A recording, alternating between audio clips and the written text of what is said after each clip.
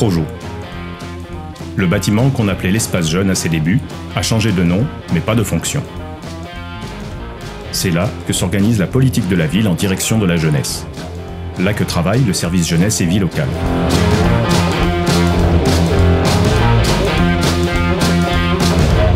Max est animateur. On le remarque à sa dégaine, à son style brut. Il organise les activités, propose des contenus dans l'air du temps, mais pas toujours on l'attend. Max, c'est autant le bowling que l'atelier cuisine.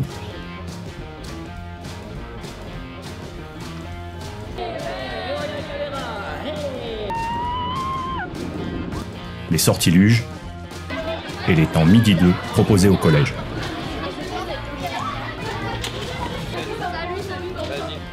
Avec lui, il y a Jérôme. Jérôme, c'est l'animateur artistique dans les écoles et à l'espace Paul Jargot. Pendant les vacances, il rejoint l'équipe pour apporter sa touche créative. Au Projo, on rencontre Agnès, l'animatrice sportive qui intervient dans les écoles. On retrouve Clémentine, Stéphane, Théo, tous animent des activités avec et pour les jeunes. Découvrir, partager, profiter, ces mots-clés collent bien au projet jeunesse. Les jeunes viennent et reviennent parce qu'ils sont acteurs de leur temps libre. Ils s'amusent et ils apprennent. Ils expérimentent et ils s'éveillent. Et parfois, ce qu'ils découvrent suscitent même des vocations. Tac. Donc moi c'est Laudi, aka Loudris, je suis beatmaker, rappeur. Au Projo, ouais, j'ai toujours été à mort beaucoup dans la musique.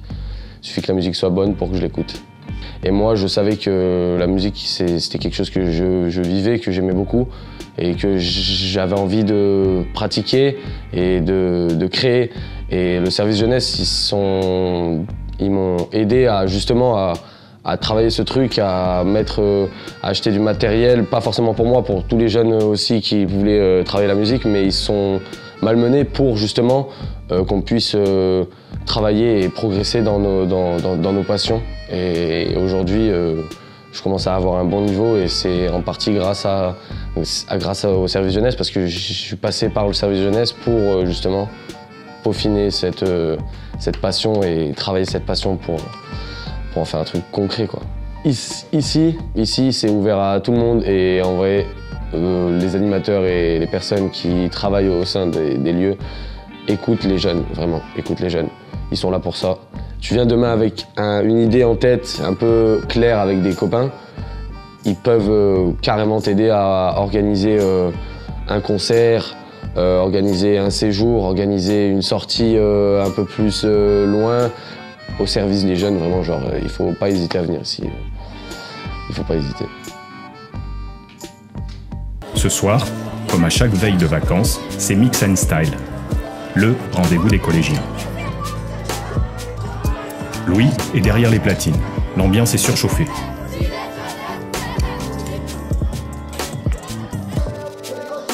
Dans un coin du Projo, SOS Homophobie est aussi de la partie.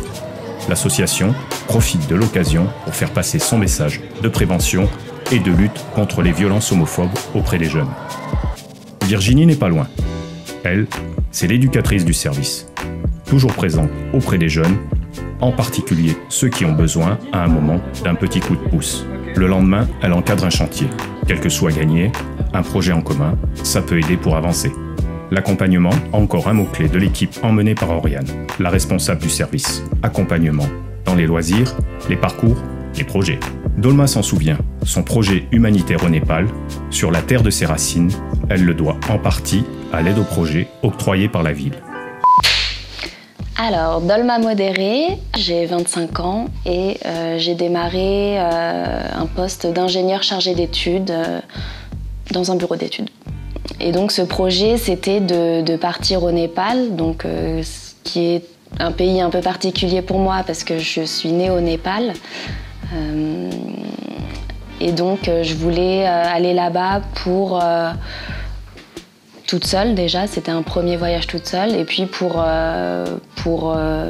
partager un peu le quotidien des gens à Katmandou, et notamment des enfants. Donc aller dans une école, orphelinat aussi, qui accueillait des enfants qui n'avaient pas de parents ou qui avaient été abandonnés. Et donc participer à la vie de l'école, dans les activités ou les jeux avec la maîtresse. Une animatrice du service jeunesse m'a aussi parlé de personnes qu'elle connaissait qui étaient parties avec des associations.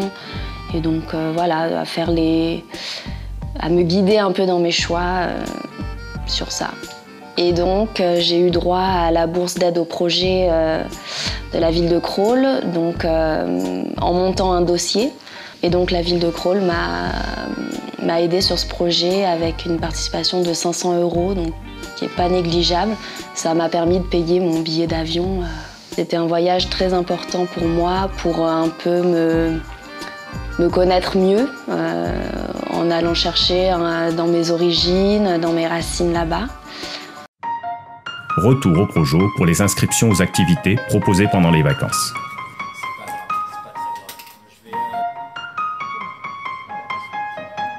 Anne gère la régie.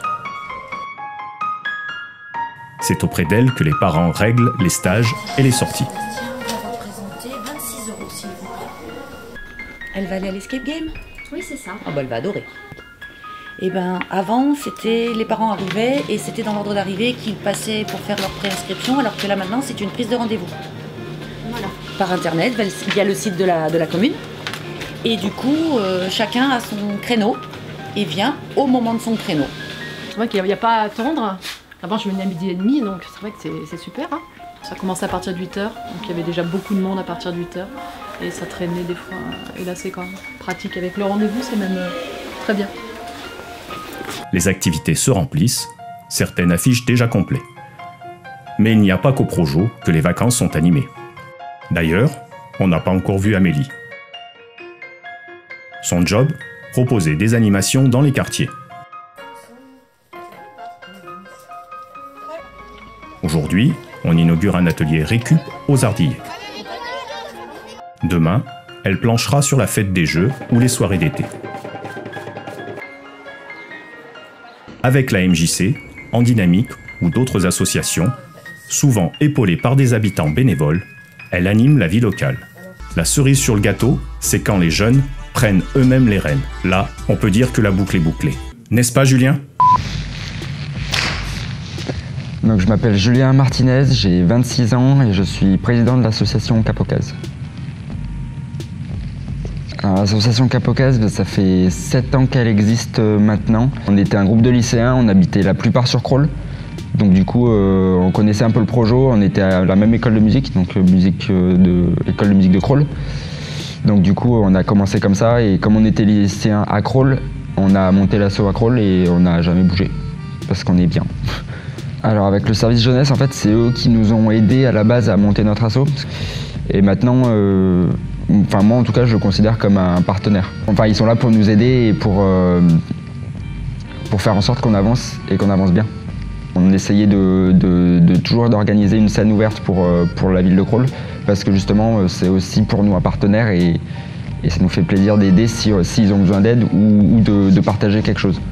Il y a tout qui se passe au Projo et du coup, pour moi, c'est une très bonne chose. Et un service jeunesse aussi, ça permet aussi aux jeunes de pouvoir faire des activités différentes.